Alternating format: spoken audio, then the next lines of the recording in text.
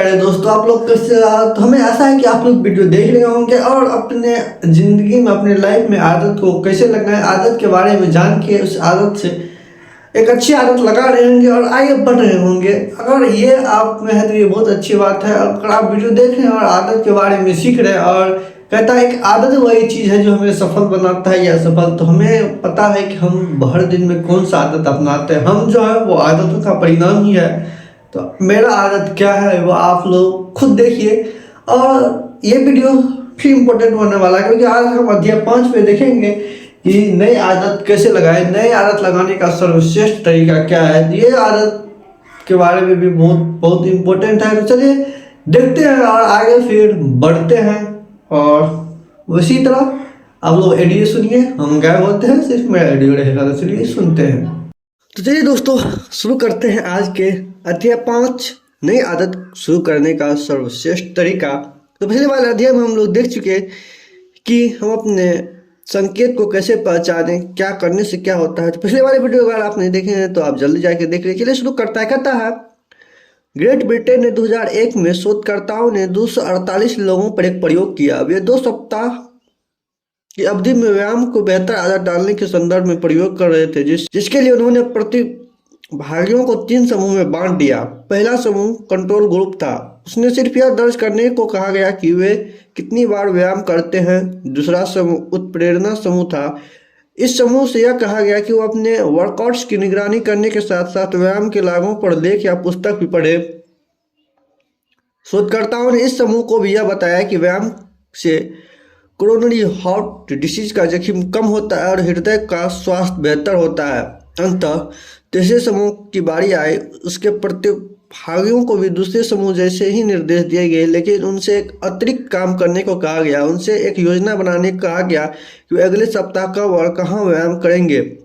तीसरे समूह के हर सदस्य इस वाक्य के खाली स्थान भरवाए गए। अगले सप्ताह के दौरान कम से कम 20 मिनट जमकर दिन में समय जगह पर मैं व्यायाम करूँगा। तो दोस्तों एक पूरी तरह से उसको रोड मैप बनाने के लिए बोला गया। और फिर चलते हैं आगे। कहता है पहले और दूसरे समूह को 35 से 38% लोगों ने सप्ताह में कम से कम एक बार व्यायाम किया। रोचक बात यह है कि दूसरे समूह को दिए गए अतिरिक्त उत्प्रेरणा या प्रोत्साहन के व्यवहार पर कोई महत्वपूर्ण असर नजर नहीं आया, लेकिन तीसरे समूह के 91% लोग ने सप्ताह में कम से कम एक बार व्यायाम किया, यानी समान से 2 गुने से भी अधिक लोग ने। तो फिर कहता है आगे कि ऐसा कैसे हो सकता है दोस्तों। फिर कहता है यानी फर्क सिर्फ इस वाक्य को भरना था जिसे शोधकर्ताओं ने क्रियान्वयन इरादा कहते हैं। क्रियान्वयन इरादे का मतलब है कि हम पहले से योजना बना लेते हैं कि आप कब और कहाँ काम करेंगे, यानी आप यह निर्णय लेते हैं कि आप किस खास आदत पर कैसे अमल करेंगे। जो संकेत किसी आदत को प्रेरित कर सकते हैं ये बहुत व्यापक होते हैं। आपकी जब में फ़ोन की घर घर एहसास, चॉकलेट चिप कुकीज की खुशबू, एम्बुलेंस की सायरन की आवाज़। लेकिन 2 सबसे आम संकेत समय और जगह, क्रियान्वयन इरादे इन दोनों संकेत की शक्ति का इस्तेमाल करते हैं। आमतौर पर क्रियान्वयन इरादे का प्रारूप रूप यह है जब अमुक स्थिति आएगी तो मैं अमुक प्रतिक्रिया करूँगा। सैकड़ों अध्ययनों से पता चला है कि क्रिया विनिमय इरादे हमारे लक्ष्य को पूरा करने में असरदार भूमिका निभाते हैं। चाहे यह फ्लू का इंजेक्शन लगवाने की तारीख हो और समय लिखना हो या कोलोनोस्कोपी अपॉइंटमेंट का समय दर्ज कराना हो। क्रियान्वयन इरादों से यह संभावना बढ़ जाती है कि लोगों रिसाइकलिंग अध्ययन जल्दी सोने और सिगरेट छोड़ने जैसी आदतों को कायम रखेंगे।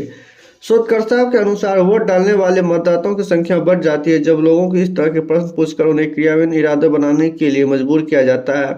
आप किस रास्ते से मतदान केंद्र पर जाएंगे, आप किस समय जाने की योजना बना रहे हैं, आप किस बस में बैठकर वहां जाएंगे। इस तरह से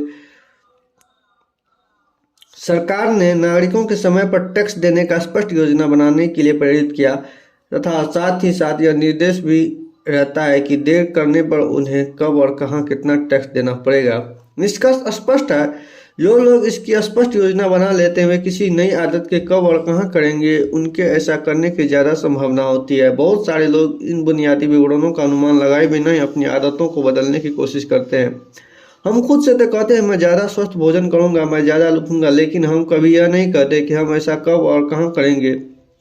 हम इसे संयोग पर छोड़ देते हैं और उम्मीद करते हैं कि हम इसे करने की याद रख लेंगे, या सही समय पर प्रेरित महसूस करेंगे। क्रिया विनिमय इरादा इस तरह की धुंधली धारणाओं को दूर कर देता है। और मैं ज़्यादा वर्कआउट करना चाहता हूँ, या मैं ज़्यादा उत्पादक बनना चाहता हूँ, या मुझे वोट्स देना चाहिए। दूसरे शब्दों में क्रियान्वयन इरादा स्पष्ट विचारों को ठोस कार्य योजना में बदल देते हैं। कई लोग सोचते हैं कि उनमें प्रेरणा या प्रोत्साहन की कमी है, जबकि उनमें दरअसल स्पष्टता की कमी होती है।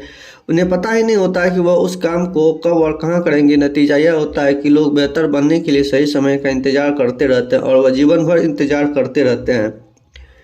क्रिया विनय इरादा तय करने के बाद आपको प्रेरणा के आने का इंतजार नहीं करना पड़ता। आज मैं एक अध्याय लिखूं या नहीं, आज मैं सुबह ध्यान लगाऊं या लंच के समय लगाऊं। जब काम का पल आता है तो निर्णय लेने की जरूरत नहीं पड़ती। आप योजना बनाते समय ही निर्णय ले चुके हैं कि आप तो बस उस पर अमल करना होता है। अपनी आदत के संबंध में इस रणनीति को लागू करने का सरल तरीका है कि आप इस वाक्य को पूरा करें, मैं यह काम व्यवहार इस समय इस जगह करूँगा। ध्यान, मैं किचन में सुबह 7 बजे 1 मिनट ध्यान करूंगा। अध्ययन करना, मैं अपने बेडरूम में शाम को 6 बजे 20 मिनट तक स्पेनिश अध्ययन करूंगा। व्यायाम, मैं स्थानीय जिम में शाम को 5 बजे 1 घंटे व्यायाम करूंगा। विवाह, मैं किचन में सुबह 8 बजे अपने जीवन साथी के लिए चाय बनाऊंगा। अगर आपको पक्का नहीं कि आप किस आदत को कब शुरू करेंगे, तो सप्ताह, महीने या वर्ष के पहले दिन को आजमाएं। ये दिन ऐसे होते हैं जब लोगों को कई नया काम शुरू करने की ज़्यादा संभावना होती है, क्योंकि इन दिनों उम्मीद आम तौर पर ज़्यादा ऊंची होती है। अगर हमारे अंदर उम्मीद है तो हमारे पास काम करने के कारण होता है। नई शुरुआत प्रेरक महसूस होती है। क्रिया विनिमय इरादों एक और फायदा होता है कि जब आप इस बारे में स्पष्ट होते हैं तो आपको क्या चाहते हैं और आप इसे कैसे हासिल करेंगे, तो फिर आप उन चीज़ों से इनकार कर सकते हैं जो आपके प्रगति में बाधक है। आपका ध्यान भटकाती है और आपको पटरी से उतारती है। हम प्राय छोटे आग्रहों पर हाँ कर देते हैं क्योंकि हम पर्याप्त स्पष्ट नहीं होते हैं कि हम उस समय क्या करने वाले हैं। जब आपके सामने स्पष्ट होते हैं तो छोटे छोटे कामों में दिन बर्बाद करना आसान होता है, जिस वजह से आप उन निश्चित चीज़ों से शुरू ही नहीं कर पाते हैं जो आपको सफल बना सकती है। अपनी आदतों को एक निश्चित समय और निश्चित जगह से बांध दे। लक्ष्य, समय और जगह स्पष्ट बनाना है ताकि पर्याप्त दोहरावा से आप में सही समय पर सही चीज़ करने का इच्छा अपने आप हो जाए, भले ही आपको इसका कारण नहीं पता हो। जैसे लेखन जैसे च्यूग ने कहा कि जाहिर है चेतन विचार के बिना आप कभी वर्कआउट करने नहीं जाएंगे, लेकिन जिस तरह घंटी की आवाज़ सुनने पर कुत्ते की लात टपकने लगती है, उसी तरह वर्कआउट करने के निश्चित समय पर आपको थोड़ी कसमाहट का एहसास हो सकता है और आप प्रेरित हो सकते हैं। आपके जीवन और कामकाज में क्रियान्वयन इरादों के इस्तेमाल के कई तरीके हैं। मेरी प्रिय नीति वह है जिसे मैंने स्टैनफोर्ड के प्रोफेसर बीज फॉक्स से सीखा है कि इस रणनीति में आदत का ढेर लगाना कहता हूँ।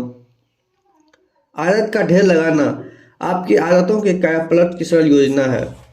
कहता है दोस्तों, फ्रेंच दार्शनिक डेनिस डिडरो जीवन भर गरीब रहे, लेकिन 1765 में एक दिन यह सब बदल गया।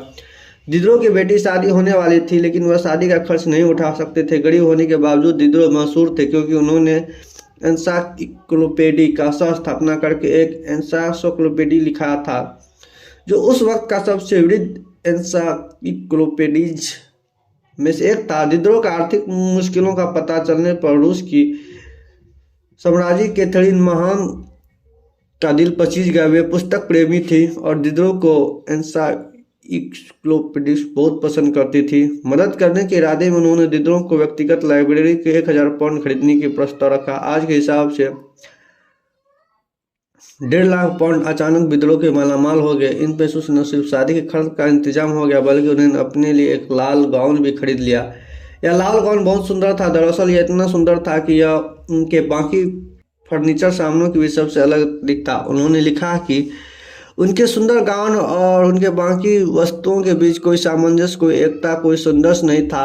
जल्द ही डिडरो के मन में यह इच्छा जागी कि वह पुरानी खटारा चीज़ों को जगह नई सुंदर चीज़ें खरीद ले। उन्होंने पुरानी घिसे पिटे गलीचे की एक जगह पर दशमिक का खूबसूरत गलीचा खरीद लिया। उन्होंने घर की सजावट के लिए महंगी प्रतिमाएं खरीदी। उन्होंने मेटल की ऊपर वाली जगह पर एक अलकृत दर्पण रखा और ज़्यादा सुंदर किचन टेबल खरीद ली। उन्होंने अपनी पुरानी फूस की कुर्सी को हटाकर चमड़े की कुर्सी खरीद ली। डोमिनोज के गिरने की तरह एक खरीदारी दूसरी खरीदारी की ओर ले जाने लगी। डिडरो का व्यवहार असामान्य नहीं था। वास्तव में एक खरीदारी को दूसरे खरीदारी को प्रेरित करने की प्रवृत्ति का विद्रोह प्रभाव कहा जाता है। विद्रोह प्रभाव का मतलब यह है कि किसी नई चीज़ के आने का अक्सर उपभोग का एक चक्र शुरू होता है जो दूसरी नई चीज़ों खरीदने की ओर ले जाती है।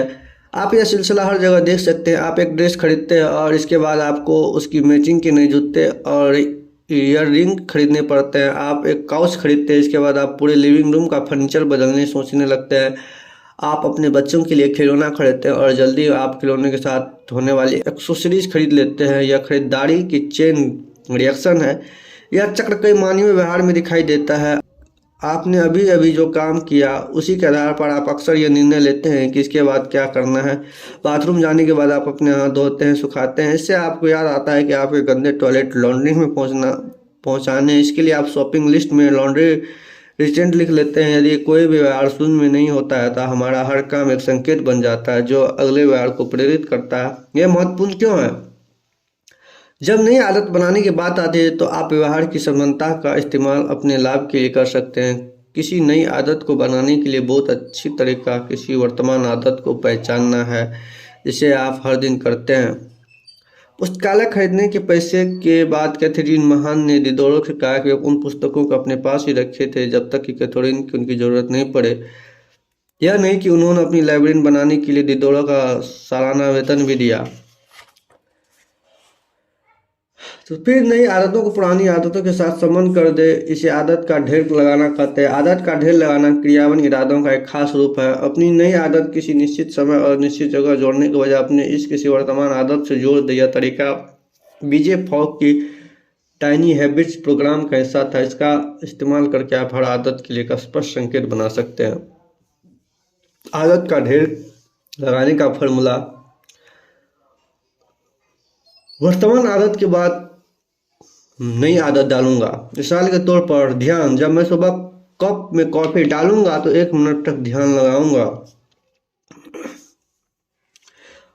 व्यायाम एक्सरसाइज। जब मैं अपनी कामकाजी जूते उतारूंगा तो मैं तुरंत वर्कआउट कपड़े पहन लूंगा। कृतज्ञता। जब मैं डिनर करने बैठूंगा तो मैं आज होने वाली एक ऐसी घटना बताऊंगा जिसके लिए मैं कृतज्ञ हूँ। विवाह। जब मैं रात को बिस्तर पर लेटूंगा तो अपने जीवन साथी को एक चुम्बन दूंगा। सुरक्षा। जब मैं अपने रनिंग शूज पहनूंगा तो किसी मित्र या परिवार के सदस्य को एक मैसेज कर बताऊंगा कि मैं कहाँ दौड़ रहा हूँ और कितने समय तक दौड़ूंगा। पूंजी यह है कि आप अपने मनचाहे व्यवहार को किसी ऐसी चीज से बांध दें जिसे आप हर दिन पहले ही करते हैं। जब आप इस बुनियादी तंत्र में माहिर बन जाते हैं तो आप छोटी आदतें की कड़ियाँ में को आपस में बांधकर ज़्यादा बड़े ढेर लगा सकते हैं। इससे आपके स्वाभाविक गति का लाभ मिल जाता है जो एक व्यवहार दूसरे व्यवहार की ओर ले जाने से मिलती है। तो दीर्घ प्रभाव का सकारात्मक संकलन। फॉग इस रणनीति को लघु आदतों का नुस्खा कहते हैं, लेकिन मैं इसे पूरी पुस्तक में आदतों का ढेर लगाना का फॉर्मूला कहूँगा। आदतों का ढेर। तो पहले संकेत, लालसा, प्रतिक्रिया, पुरस्कार, और ये इसी तरह बदलते जाता है। आदत 2, आदत 3, आदत 4, आदत 5। आदतों का ढेर इस संभावना को बढ़ा देता है कि आप अपने नए व्यवहार को किस पुराने व्यवहार के ऊपर जमा कर नई आदत डाल सकते हैं। इस प्रक्रिया को दोहराकर आप असंख्य आदतों को इकट्ठे में बांध सकते हैं जिसमें हर आदत अगली आदत को संकेत बन जाती है। आपकी सुबह की दिनचर्या की आदतों का ढेर इस तरह दिख सकता है। जब मैं कप में कॉफ़ी डालूंगा तो इसके बाद 60 सेकेंड तक ध्यान लगाऊंगा। जब मैं 60 सेकेंड तक ध्यान लगा लूँगा तो उसके बाद दिन की कार्यसूची लिखूंगा। जब मैं दिन की कार्यसूची लिख लूँगा तो उसके बाद तुरंत मैं पहला काम करने में जुट जाऊंगा। या शाम की आदतों के इस ढेर पर विचार करें। जब मैं डिनर पूरा कर लूँगा तो अपने प्लेट सीधे डिश वॉशर में रखूँगा। जब मैं सारे बर्तन हटा लूँगा तो मैं तुरंत काउंटर को पोछा लगा दूंगा। जब मैं काउंटर को पोछा लगा दूंगा तो इसके बाद मैं अगली सुबह के लिए कॉफ़ी मग बाहर निकालूंगा। आप अपनी वर्तमान दिनचर्या के बीच में नए व्यवहार डाल सकते हैं। मिसाल के तौर पर आप सुबह दिनचर्या इस तरह हो सकती है: जागना, अपना बिस्तर से सवेरना, शावर लेना। आइए मान लेते हैं कि आप हर रात ज़्यादा पढ़ने की आदत डालना चाहते हैं। आप अपनी आदत का ढेर बढ़ाकर यह योजना बनाते हैं कि जागना, अपना बिस्तर से लेना, अपने तकियों पर एक पुस्तक रखना, शावर लेना। अब जब आप हर रात को बिस्तर पर जाएंगे तो एक पुस्तक वहां आपका इंतजार कर रही होगी जिसका आप आनंद ले सकते हैं। कुल मिलाकर आदत का ढेर बनाने से आप कुछ आसान नियम बना लेते हैं जो आप भावी व्यवहार को मार्गदर्शन देते हैं। यह तो वैसा ही है जैसे आपके पास हमेशा एक गेम प्लान रहता है, अगला काम कौन सा करना है। जब आप इन नीति के साथ आरामदेह हो जाते हैं तो आप सामान्य आदतों का ढेर बना सकते हैं, तो वे उचित स्थितियों में मार्गदर्शन करते हैं। एक्सरसाइज, जब भी मुझे सीढ़ियों दिखेंगे तो मैं लिफ्ट के बजाय उनका इस्तेमाल करूंगा। सामाजिक योग्यताएं, जब मैं किसी पार्टी में जाऊंगा तो किसी अजनबी को अपना परिचय दूंगा। वित्तीय, जब मेरे मन में $100 से ज़्यादा कोई चीज़ खरीदने की इच्छा होगी तो मैं इसे खरीदने से पहले 24 घंटे इंतजार करूंगा। स्वस्थ खान पान, जब मैं अपने लिए भोजन परसूंगा तो हमेशा सबसे पहले प्लेट में सब्जियां रखूंगा। न्यूनतम, जब मैं कोई नई चीज़ खरीदूंगा तो मैं उसे किसी पुरानी चीज़ को हटा दूंगा। एक अंदर एक बाहर। मूड, जब फोन की घंटी बजेगी तो मैं गहरी सांस लूंगा और जवाब देने से पहले मुस्कुराऊंगा। भुलक्कड़पन, जब मैं किसी सार्वजनिक जगह से लौटूंगा तो मैं टेबल और कुर्सियों पर निगाह डालूंगा कि कहीं मैं कोई चीज पीछे छोड़कर तो नहीं जा रहा हूँ। आप इस रणनीति का चाहे जैसे इस्तेमाल करें, आदत का सफल ढेर बनाने का रहस्य यह है कि आप चीज़ों को शुरू करने के लिए सही संकेत चुनें। क्रियान्वयन इरादों में किसी व्यवहार के लिए निश्चित समय और जगह तय किया जाता है। दूसरी ओर समय और जगह आदतें के ढेर में विद्यमान होते हैं। आप किसी आदत को अपनी दैनिक दिनचर्या में कब और कहाँ रखते हैं, इससे बहुत फर्क पड़ सकता है। अगर आप ध्यान को अपनी सुबह की दिनचर्या में जोड़ने की कोशिश कर रहे हैं लेकिन सुबह के समय आपको घर में बहुत अव्यवस्था रहती है और बच्चे कमरे में भागदौड़ सारी समय गलत जगह है, विचार करें कि कब आपको सफल होने की सबसे ज़्यादा संभावना है। खुद से किसी आदत को करने में तब तक न करें जब तक आप किसी दूसरी चीज़ में मशगूल होने की संभावना हो। आपके संकेत की फ्रिक्वेंसी आपकी मनचाही आदत की फ्रिक्वेंसी पर ही होनी चाहिए। अगर आप हर दिन किसी आदत को करना चाहते हैं लेकिन आप इसे किसी ऐसी आदत के ऊपर के ढेर जमा देते हैं जो केवल सोमवार को ही करते हैं तो यह अच्छा चुनाव नहीं है। आपकी आदत के ढेर करने के लिए सही संकेत खोजने का एक यह तरीका है कि आप अपनी वर्तमान आदतों की सूची विचार मंथन करें। शुरुआत भी बिंदु के रूप में आप पिछले अध्याय में दिए गए आदतों का स्कोर बोर्ड इसका इस्तेमाल कर सकते हैं। वैकल्पिक रूप से आप 2 कलमों का सूची बना सकते हैं। पहले कलम में आप वे आदतें लिख सकते हैं जिन्हें आप हर दिन बिना चूके करते हैं। मिसाल के तौर पर बिस्तर उठाना, नहाना, ब्रश करना, कपड़े पहनना, कॉफ़ी बनाना, नाश्ता करना, बच्चों को स्कूल छोड़ना, कामकाजी दिन शुरू करना, लंच करना, कामकाजी दिन खत्म करना, ऑफिस के कपड़े बदलना, डिनर करने बैठना, बत्तियां बुझाना, बिस्तर पर जाना। आपकी सूची इससे ज़्यादा लंबी हो सकती है लेकिन आपको बात समझ में आ गई होगी। दूसरे कॉलम में वे सारी चीज़ लिखी जो हर दिन बिना नागा आपके साथ होती है। मिसाल के तौर पर शुरू रुकता है, आपको टेक्स्ट मैसेज मिलता है, आप जो गाना सुन रहे हैं उसका अंत होता है, सूरज डूबता है। इन 2 सूचियों के साथ उस सर्वश्रेष्ठ जगह तलाश शुरू कर सकते हैं जहां आप नई आदतों को अपनी जीवन शैली में शामिल कर सकते हैं। आदतों का ढेर सबसे अच्छी तरह तब काम करता है जब संकेत बहुत ज़्यादा निश्चित हो और जिन पर तुरंत काम किया जा सकता है। कई लोग काफ़ी अस्पष्ट संकेत चुन लेते हैं। मैं खुद को यह गलती कर चुका हूँ। जब मैं पुशअप की आदत डालना चाहता था तो मेरे आदतों का ढेर इस तरह था। जब मैं लंच के लिए ब्रेड लूँगा तो मैं 10 पुशअप करूँगा। पहली नज़र में यह तार्किक दिखता था लेकिन जल्दी मुझे एहसास हो गया कि यह संकेत अस्पष्ट था। क्या मैं लंच से पहले पुशअप करूंगा, क्या मैं लंच के बाद पुशअप करूंगा, मैं उन्हें कहाँ करूंगा। कुछ अव्यवस्थित दिनों के बाद मैंने अपनी आदतों के ढेर को बदल कर यह कर लिया। जब मैं लंच के लिए अपनी लैपटॉप बंद करूंगा तो मैं अपनी डेस्क के पास 10 पुशअप करूंगा। स्पष्टता गायब हो गई। ज़्यादा पढ़ना या बेहतर खाने जैसी आदत अच्छे विचार हैं लेकिन ये लक्ष्य इस बारे में कुछ नहीं बताते कि यह काम कब और कैसे करना है। निश्चित और स्पष्ट बने। दरवाज़ा बंद करने के बाद, ब्रश करने के बाद, टेबल पर बैठने के बाद, यह विशिष्टता या निश्चितता महत्वपूर्ण है कि आपकी नई आदतें किस निश्चित संकेत में से जितनी ज़्यादा कसकर जुड़ी होती है इस बात की उतनी बेहतर संभावना होती है कि आप उस काम को करने का समय आने पर आप उसे गौर करेंगे। व्यवहार परिवर्तन का पहला नियम, इसे स्पष्ट बनाएं। क्रियान्वयन इरादे और आदतों का ढेर लगाना जैसे रणनीतियाँ आपकी आदतों के लिए स्पष्ट संकेतों बनाने के लिए व्यवहारिक तरीके हैं। इनसे इस बात की स्पष्ट योजना भी बन जाती है कि उस काम को कब और कहाँ करना है।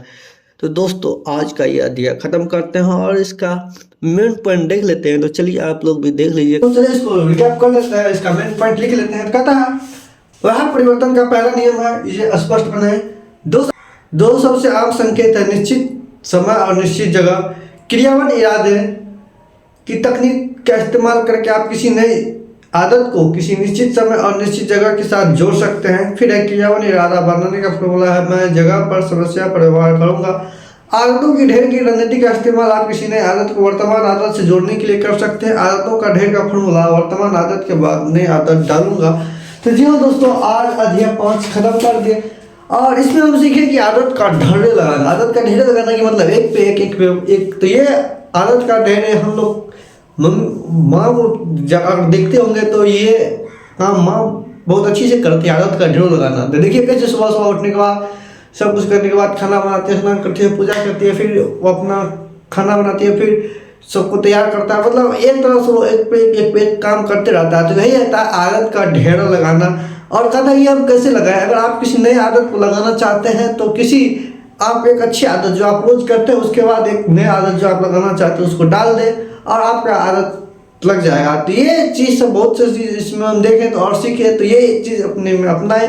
आपका कौन सा आदत कब है और उसके बाद कौन सा नई आदत लगाना है। तो चलिए इसी तरह वीडियो देखते हैं और अपने लाइफ में अच्छी आदत लगाते रहिएगा। चलिए फिर मिलते हैं अगले अध्याय में और देखेंगे अगले अध्याय में क्या होने वाला है। वीडियो में बने रहे और इसी तरह वीडियो को लाइक, चैनल को सब्सक्राइब, बेल आइकन को ऑन कर दें ताकि पास ऐसे वीडियो आते रहे। तो फिर मिलते हैं, तब तक के लिए बाय बाय, लव यू, जय हिंद।